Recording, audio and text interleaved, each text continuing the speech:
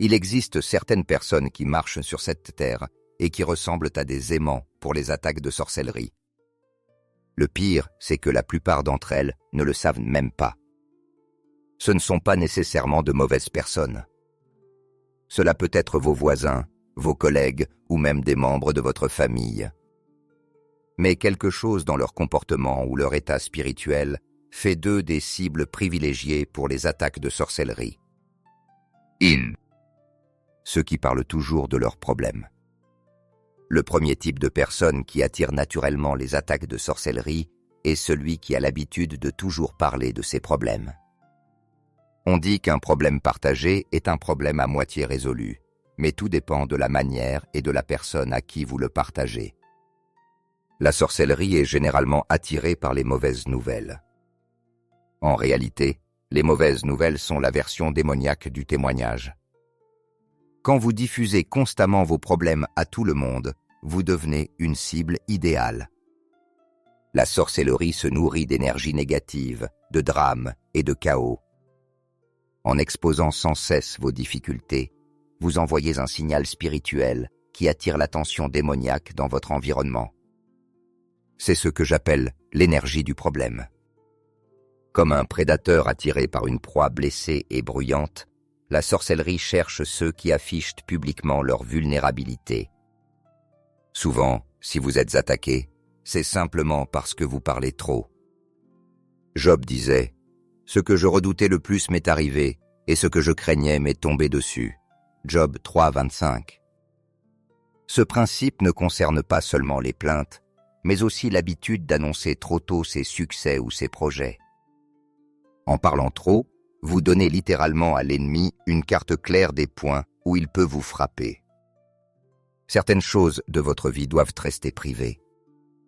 Demander conseil à Dieu ou à des croyants mûrs est une chose, mais diffuser sans cesse vos soucis à des personnes mal intentionnées en est une autre.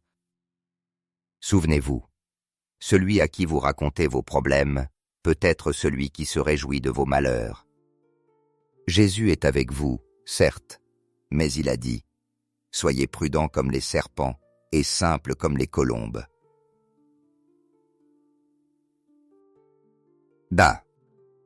Ceux qui colportent des commérages.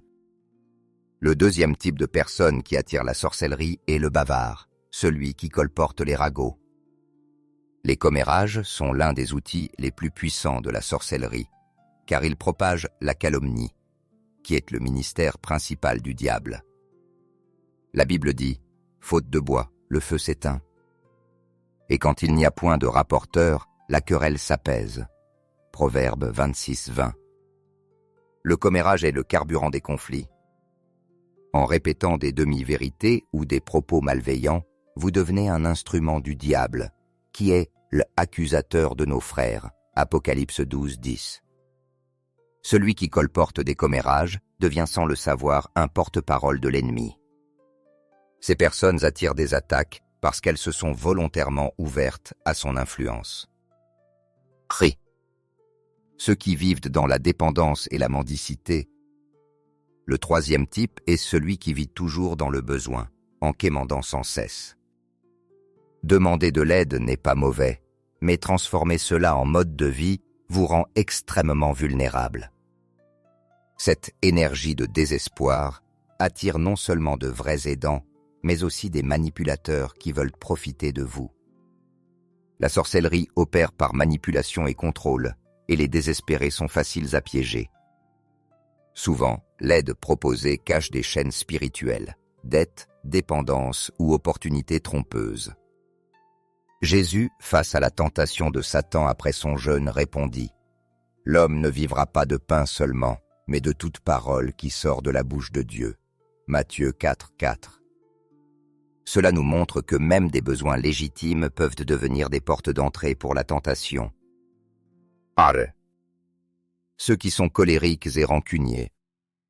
Les personnes qui cèdent rapidement à la colère et refusent de pardonner sont aussi des cibles privilégiées. La colère et l'amertume sont comme du poison spirituel. Elles ouvrent la porte à l'influence démoniaque. Paul dit « Mettez-vous en colère et ne péchez point. » Que le soleil ne se couche pas sur votre colère et ne donnez pas accès au diable. Éphésiens 4, 26, 27. Quand vous nourrissez des pensées de vengeance, vous pratiquez déjà une forme de sorcellerie intérieure, car vous utilisez vos pensées comme des malédictions. Mais Jésus enseigne une autre voie. Aimez vos ennemis, bénissez ceux qui vous maudissent, faites du bien à ceux qui vous haïssent, et priez pour ceux qui vous maltraitent et qui vous persécutent. Matthieu 5, 44.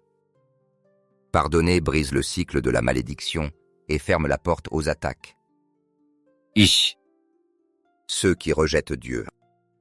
Quiconque rejette ou méprise Dieu devient automatiquement vulnérable. Refuser Dieu, c'est enlever toutes les protections spirituelles et s'exposer aux forces démoniaques.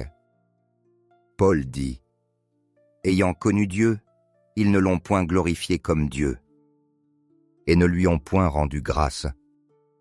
Mais ils se sont égarés dans leurs pensées, et leur cœur sans intelligence a été plongé dans les ténèbres. » Romains 1, 21. Jésus déclare « Celui qui n'est pas avec moi est contre moi. » Matthieu 12, 30. Il n'y a pas de neutralité spirituelle. Le rejet de Dieu rend les gens esclaves de leurs désirs, de leurs addictions et de l'influence démoniaque. Ceux qui portent un grand appel est une destinée divine. Enfin, ceux qui sont appelés à de grandes choses pour le royaume de Dieu deviennent des cibles majeures. L'ennemi cherche à les détruire avant qu'ils ne comprennent leur mission. Moïse fut menacé dès sa naissance par le décret de Pharaon. Jésus aussi, dès sa naissance, fut visé par Hérode. Jérémie, déjà choisi avant sa naissance, a connu rejet, persécution et emprisonnement, non pas parce qu'il faisait le mal, mais parce qu'il menaçait le royaume des ténèbres. Les personnes appelées par Dieu affrontent souvent des guerres prématurées, obstacles dans leurs études, leur carrière, leurs relations ou leur santé. Tout cela vise à les détourner de leur mission. Ces 6 types de personnes attirent les attaques de sorcellerie. Mais n'ayez pas peur, vous n'êtes pas condamnés à subir ces attaques. Vous avez reçu de Dieu un esprit de puissance, d'amour et de sagesse pour surmonter chaque stratégie de l'ennemi. La clé est de marcher dans l'autorité que Christ vous a donnée, de rester fermement attaché à Dieu par la prière et sa parole, et de fermer les portes spirituelles inutiles. Ainsi, votre sensibilité spirituelle cessera d'être une faiblesse et deviendra une arme puissante pour avancer dans le royaume de Dieu.